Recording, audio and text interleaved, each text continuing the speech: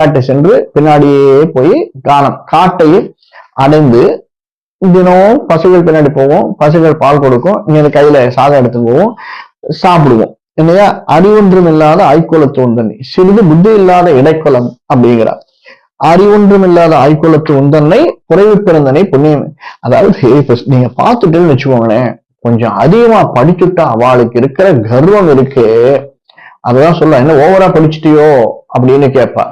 இந்த ஆயுள் குலத்துக்கு கண்ணனை தவிர வேற ஒண்ணுமே தெரியாது சுவாமி அவளுக்கு. ஏன்னா எல்லாமே கண்ணனம் தான். இத முக்கியமா ஆயுர்குலத்தினுடைய அப்படியே அத்தனை சுரூபமா அர்ஜுனன் எடுத்துக்கோங்களேன். அர்ஜுனுக்கும் கண்ணனை தவிர என்ன தெரியும்னு நினைக்கிறேன்? வேற ஒண்ணும் தெரியாது. ஆனால் கண்ணன் மூலியமாகத்தான் எல்லாத்தையும் தெரிஞ்சுட்டான். எல்லாம் தெரிஞ்சுட்டான். யார் மூலியமாக? கண்ணன் மூலியமாக.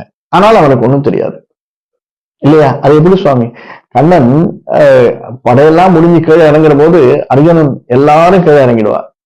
கீழே இறங்கி வணக்கம் வைப்பா. அதுக்கப்புறம் தான் அந்த முதலாளி இறங்குவான், தொழிலாளி இறங்கினப்பறம். ஆனா கிருஷ்ணன் மட்டும் இறங்க மாட்டான்.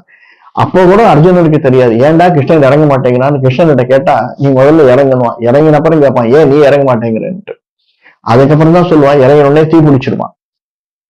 பாத்தியா, அந்த அந்த அளவுக்கு நம்பினான் கிருஷ்ணனை. எப்படி நம்பினான் அப்படின்னா, ஒரு 2 பேரும் தனியா போயிட்டு இருக்கச்சு மேல ஏதோ பறந்துட்டு இருக்கும். கிருஷ்ணன்கிட்ட கேட்பான், கிருஷ்ணன் கேட்பான் அர்ஜுனன்ட்ட, அர்ஜுனா மேல ஏதோ பறக்கிறது என்னது அப்படின்றான்.